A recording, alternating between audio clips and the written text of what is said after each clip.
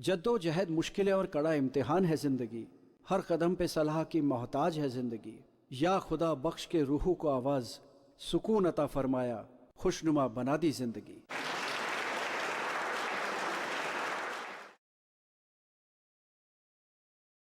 खुशियों का एक मंत्र है जिसे आप सब अपने ही अंदर कहीं रखकर भूल गए हैं। मैं आप सबको उसकी याद दिलाना चाहता हूं और आपके दिल से जुड़कर छोटी छोटी बातें करना चाहता हूं। मैं जानता हूं ये बातें छोटी छोटी हैं, गीता पुराण शास्त्रों की नहीं, दुनियादारी की हैं, लेकिन ये बातें जिंदगी की खुशियों का आधार हैं। हम जिंदगी में बहुत कुछ पाना चाहते हैं, बहुत बड़ा बनना चाहते हैं, बड़ी कार चाहिए, बड़ा बंगला चाहिए, बड़ा बैंक बैलेंस चाहिए, बड़ा नाम चाहिए, बड़ा स्टेटस चाहिए, लेकिन ये सब हासिल करने की कोशिश में हम जिंदगी की बहुत सी छोटी छोटी लेकिन इंपॉर्टेंट चीजों को इग्नोर कर देते हैं और नतीजा ये होता है कि हम अपने ही हाथों से अपनी खुशियों को खो देते हैं, अपने लिए परेशानियां पैदा कर लेते हैं। दरअसल हम भूल जाते हैं कि खुशियों का आधार रिश्ते हैं और रिश्ते नाजुक होते हैं, उनकी नजाकत को समझने की जरूरत है। किसी भी शहर को बसने में 50 साल, 60 साल, 100 साल तक लग जाते हैं। एक छोटा सा एरिया डेवलप होता है, सड़कें बनती हैं, स्ट्रीट लाइट्स लगती हैं, ड्रेनेज सिस्टम डेवलप होता है, स्कूल्स बनते हैं, अस्पताल बनते हैं, तब कहीं जाकर 80-100 साल में एक ऐसी जगह बनती है जिसे हम शहर कह सकते हैं। लेकिन भूकंप का एक छोटा सा झटका 100 साल में बसे शहर को सिर्फ 10 सेकंड में तहस नहस कर देता है, खत्म कर देता है। ऐसा ही हमारे रिलेशंस के साथ होता है। हम किसी को बहुत चाहते हैं, लंबे अरसे का 40-50 साल का रिलेशन होता है, बहुत ही अच्छा और मधुर रिलेशन होता है, लेकिन कभी कभी छोटी सी बात को लेकर बहस हो जाती है, गलत तरह की बातें हमारे बीच में हो जाती हैं। 40 साल पुराना रिलेशन अचानक टूट जाता है। अपने शरीर में देखिए कितनी मजबूत हड्डियां हैं, ये चाहे कितनी भी मजबूत है, लेकिन चलते चलते कहीं पांव फिसलता है, गिरते हैं और हड्डी टूट जाती है 1 सेकंड में। हड्डी को टूटने में 1 सेकंड लगता है, रिलेशंस को टूटने में 1 सेकंड लगता है। यही बात गौर करने की है। पांव अगर फिसले तो पल में हड्डी टूट जाती है, पांव अगर फिसले तो पल में हड्डी टूट जाती है, जुबां फिसले तो रिश्ते रूठ जाते हैं। वक्त के मरहम से घाव भर तो जाते हैं, पर ताउम्र न रिश्ते संवरते हैं, न जख्म के निशान जाते हैं। यही होता है जब हम बहस में पड़ते हैं, बातों को अपने हाथों बिगाड़ते हैं। रिलेशन तो खराब होता ही है, गुस्सा भी आता है। अब गुस्से के बारे में मैं आप लोगों को एक एग्जांपल देता हूं जिससे बात और क्लियर होगी। बहुत अच्छा माहौल था, हम लोग करीब 8-10 कपल बैठे थे, अच्छी तरह एंजॉय कर रहे थे, डिस्कशन चल रहा था आपस में। ऐसे ही बात चली कि चलो ताश का एक खेल खेलते हैं। ताश का खेल पैसे से नहीं, सिंपल वैसे ही एक ताश का खेल खेलते हैं। हमारे एक बहुत अच्छे दोस्त हैं, बड़े समझदार हैं, बड़े काबिल हैं, बड़े होनहार हैं। एक ही कमी है, गुस्से पे काबू नहीं है, गुस्सा काबू नहीं कर पाते। तो मैं आपको ताश के खेल के बारे में बता रहा था। उन्होंने सबको पत्ते बांटना शुरू किया, एक को दिया, दूसरे को दिया, तीसरे को। घूमते घूमते 10-12 के बाद, यानी करीब सबके बाद, उनका नंबर उनकी वाइफ के पास आया। उन्होंने उनको ऊपर से पत्ता दिया तो वाइफ ने कहा नहीं, मुझे ऊपर से मत दो, बीच में से निकाल कर दो। उन्होंने कहा नहीं, मैं ऊपर से ही दूंगा। वाइफ ने कहा मुझे बीच में से ही दो, आपको क्या प्रॉब्लम है, दिखाओ मत, पर बीच में से निकालकर मुझे दो। बोले नहीं, मैं ऊपर से ही दूंगा। वाइफ बोली आपको प्रॉब्लम क्या है, मुझे बीच में से देने में आपको तकलीफ क्या है। इतनी सी बात इतनी सी थी। अगर वो वाइफ को बता देते कि भाई मैंने आपको ऊपर से इसलिए दिया है कि मैं बाकी सबको ऊपर से देता हुआ आ रहा हूं, इसलिए मैं आपको बीच में से नहीं दे सकता, ये गेम का रूल है, नियम है। लेकिन उन्होंने क्या किया, उन्होंने उठा के सारे पत्तों को सेंटर टेबल पे फेंक दिया, सारे कार्ड्स को सेंटर टेबल पे फेंक दिया। उन्होंने क्या किया, सारे माहौल को खराब कर दिया। खूब अच्छा माहौल था, सब एंजॉय कर रहे थे, जितने लोग वहां बैठे थे इतने अच्छे मूड में थे, एकदम हैरान हो गए। उन्होंने खुद को भी ह्यूमिलेट किया, अपनी वाइफ को भी ह्यूमिलेट किया, ऑकवर्ड सिचुएशन में डाल दिया। लेकिन ये क्यों हुआ, गुस्से की वजह से। गुस्सा बिन बुलाए मेहमान है, इसे बुलाने की जरूरत नहीं पड़ती, ये अपने आप आता है। यही एक ऐसा मेहमान है जिसे बुलाने की जरूरत नहीं पड़ती, अपने आप हमारे अंदर आता है और हमारे मुंह से वो बुलवाता है जो वो चाहता है। आपने देखा होगा जब गुस्सा आता है तब हम नहीं बोलते, वो गुस्सा हमसे बुलवाता है। वो गुस्सा हमको परेशान कर देता है, उस वजह से हम कड़वी बातें बोलते हैं। तो उन्होंने क्या किया, गुस्से के वश में आके ऐसे शब्द बोले जिसकी ग्लानि उनके दिल से भी नहीं जाएगी और उसकी तकलीफ उनकी वाइफ के दिल से भी कभी नहीं जाएगी, क्योंकि जो उन्होंने कहा है 20 लोगों के बीच में कहा है, और सफाई जो देंगे, रिलेशन सुधारने की बात जो करेंगे, वो अकेले में करेंगे। वाइफ इसे कभी भुला नहीं पाएगी और अपने शब्दों की ग्लानि उनके दिल से भी कभी नहीं जाएगी। जब वक्त बीत जाएगा, क्रोध शांत हो जाएगा, तब शब्दों की ग्लानि का बोझ ना सहा जाएगा। बेहतर है खुद को संभाल ले, बेहतर है खुद को संभाल ले। क्रोध जब आए तो जुबान पे ताला लगा ले।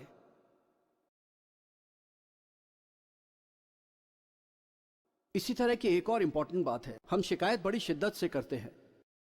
हमें कोई तकलीफ होती है तो हम आराम से खुलकर बोलते हैं, आपने हमारे लिए ये नहीं किया, आपने हमारे लिए वो नहीं किया, आप ये करते तो मेरा वो हो जाता। शिकायत बड़ी खुलकर करते हैं।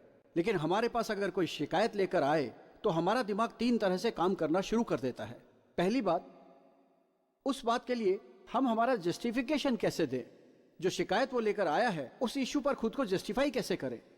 दूसरी बात, उसने जो बातें कही उसके तर्क हम कैसे दें। काउंटर, जो एलिगेशन लगाए उसके काउंटर हम कैसे दें। हमारा दिमाग इसी तरह की बातों पर शुरू हो जाता है, जबकि करना यह चाहिए कि भाई वो आया है तो उसकी बात तो सुनो। नहीं, हमारा दिमाग इसी चीज के लिए ट्रेंड है। हम शिकायत सुनने की जगह जस्टिफिकेशन देने लगते हैं, उसकी बातों के तर्क देके बात को खत्म करने लगते हैं, और यही खत्म नहीं होता है। इतना सब करने के बाद भी अगर हम हमारी बात नहीं मनवा पाते या हम उसको कन्विंस नहीं कर पाते, तो हम उठा के 5 साल पहले की बात, 10 साल पहले की बात ले आते हैं। जैसे कि 5 साल पहले तुमने हमारे साथ ये किया था, 10 साल पहले तुमने हमारे साथ वो किया था, और नतीजा ये होता है कि बात सुधरती नहीं बल्कि और बिगड़ जाती है। ऐसी स्थिति में क्या करना चाहिए? अगर कोई शिकायत करता है तो हमें शांति से सुनना चाहिए। उसे कोई शिकायत है, डेफिनेटली वो तभी तो आया है, और अगर जो शिकायत वो कर रहा है उसमें हमारा तथ्य ठीक है, जो हमने कहा वो गलत नहीं था, तो हम शांति से उसको समझा सकते हैं। एक बार बताएं कि भाई आपने जो समझा, मेरा पॉइंट ऑफ व्यू, मेरा वो मतलब नहीं था, आपने गलत समझा।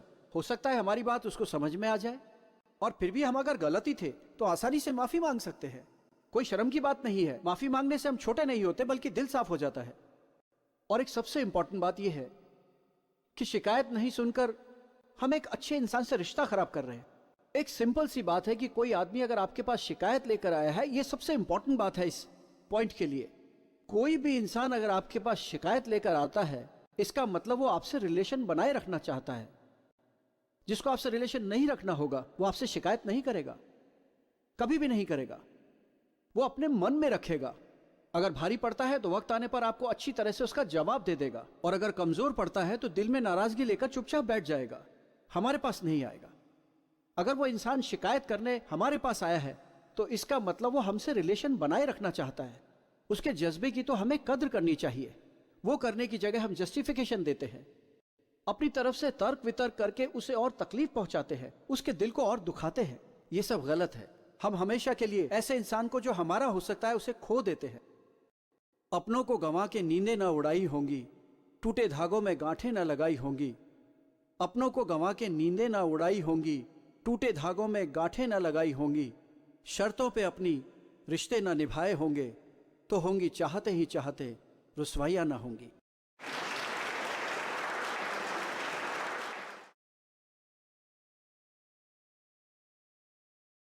किसी की गलती बताने में हम बहुत एक्सपर्ट होते हैं। किसी से अगर गलती हो जाए तो बताए बगैर हमें चैन नहीं मिलता, बहुत तकलीफ होती है, पेट दुखने लगता है।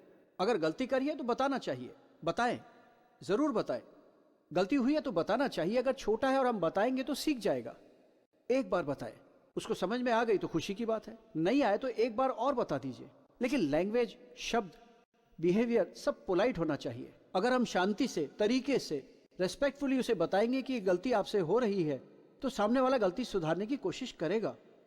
अगर इसकी जगह ये करते हैं कि हम पहली दूसरी बार शांति से बोलते हैं पर तीसरी बार हमारे शब्द तीखे हो जाते हैं, हमारा बोलने का तरीका टेढ़ा हो जाता है, और होता यह है कि उसकी वजह से कि सामने वाला सुधार करने की जगह आपसे दिल में नफरत करने लगता है। उसको यह लगता है कि इनको सिर्फ टोकना आता है, बुरा भला कहना आता है। वो अपनी गलती खुद को सुधारने पर ध्यान ही नहीं देगा।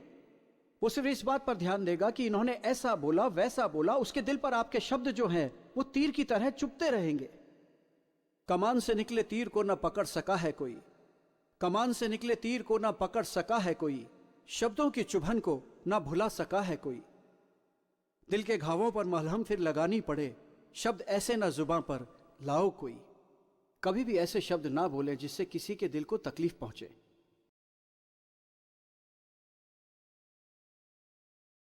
हम किसी को दिलो जान से चाहते हैं। वो हमारा अपना भी हो सकता है, हमारी पहचान का भी हो सकता है, हमारा दोस्त भी हो सकता है। हम उसके वेल विशर हैं। जब भी हम सलाह देते हैं या उसके लिए सोचते हैं तो उसके लिए हमारे दिल में प्यार होता है, हमारे दिल में ये चाहत होती है कि उसका अच्छा हो। अगर ऐसा कोई इंसान है जिसके लिए आपको ये लगता हो कि वो हमेशा आपका भला सोचता है, ऐसे में अगर वो इंसान आपको प्यार से बोलने की जगह थोड़ा कड़क आवाज में बोले, थोड़ा नाराज होकर बोले, तो मैं ऐसा समझता हूं कि उसको बहुत ध्यान से सुनना चाहिए।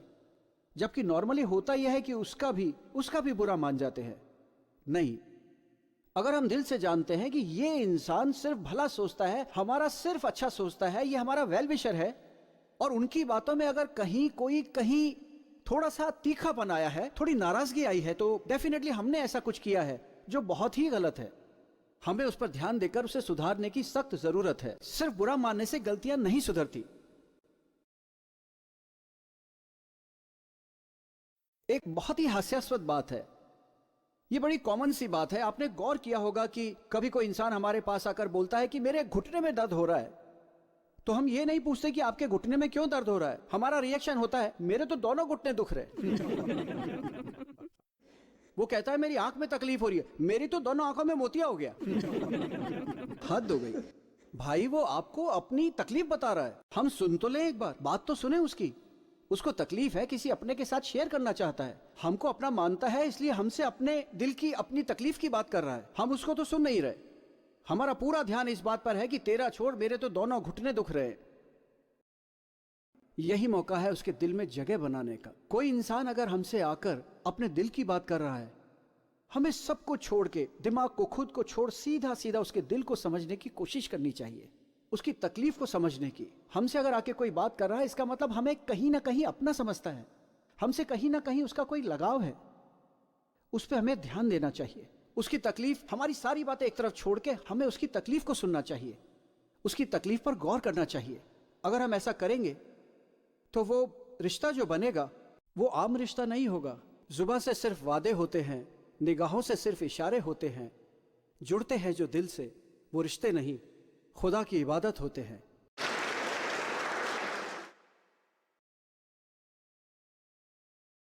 एक अटल सत्य है, जीवन और मरण तय है, लेकिन एक सर्टेन एज के बाद जब सारी चीजें खत्म हो जाती हैं, सारी जिम्मेदारियां खत्म हो जाती हैं, और वो वक्त आता है जब हमें लगता है कि शायद अब हमारे जाने का वक्त आ गया है, तो ऐसा होता है कि 24 घंटे एक डर सा लगा रहता है, एक टेंशन रहता है। क्या पता हमारा अंत कैसे आएगा, हम कैसे जाएंगे, कितनी तकलीफ पानी पड़ेगी, कैसे होगा। क्यों? इसकी जरूरत नहीं है। खौफजदा ना हो, कुफ्र से न डर। कुफ्र का मतलब होता है मौत। खौफजदा ना हो, कुफ्र से न डर। वक्त, जगह और तरीका है मुकर्रर। खौफजदा ना हो, कुफ्र से न डर। वक्त, जगह और तरीका है मुकर्रर।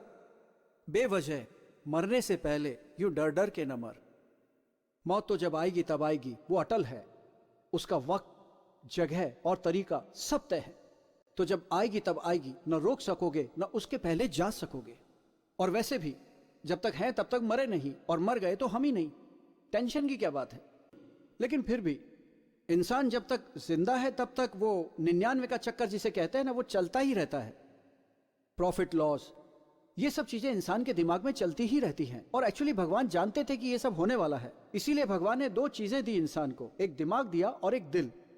क्योंकि दिमाग हमारा मुनीम जी है, मैं उसको मुनीम जी कहता हूं, क्योंकि जब भी कोई बात होती है और हम दिमाग से सोचते हैं तो वो सीधा प्रॉफिट लॉस पे आ जाता है, फायदा नुकसान देखने लगता है। ये हमारे दिमाग का काम है। तो जब भी बिजनेस करना हो, जब भी कोई बिजनेस की बात करनी हो तो दिमाग से करें, लेकिन जब बात रिश्ते निभाने की हो तो दिल से निभाएं।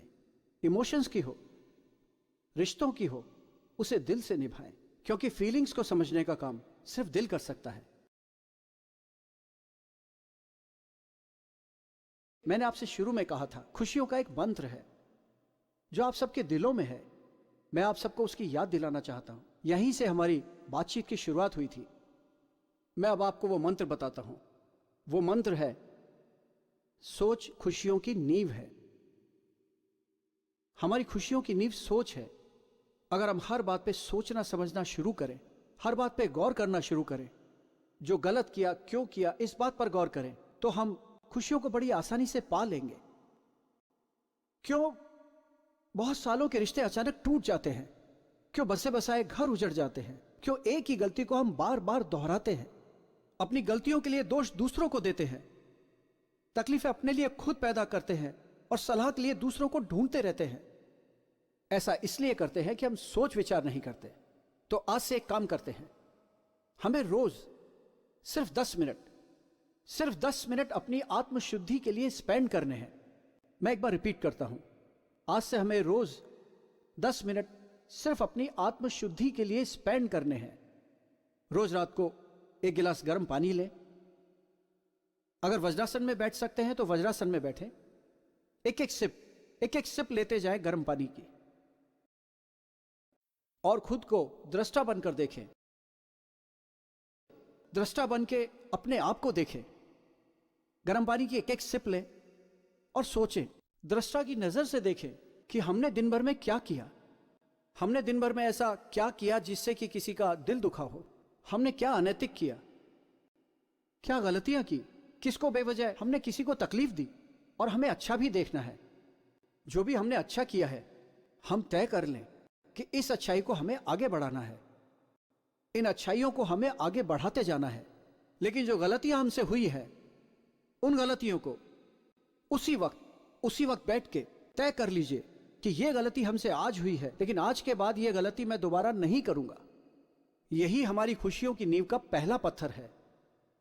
और यह प्रैक्टिस हम जैसे जैसे करते जाएंगे, रोज बैठ के दृष्टा बन के अपनी गलतियों को एनालाइज करके गलतियों को करेक्ट करते जाएंगे, तो हमारी खुशियों की नींव हर रोज और मजबूत से मजबूत होती जाएगी। एक ब्रह्मास्त्र है जिसे मैंने आपसे अभी तक डिस्कस नहीं किया। चलिए अब बताता हूं। वो ब्रह्मास्त्र है आपके अंदर की अंतरात्मा।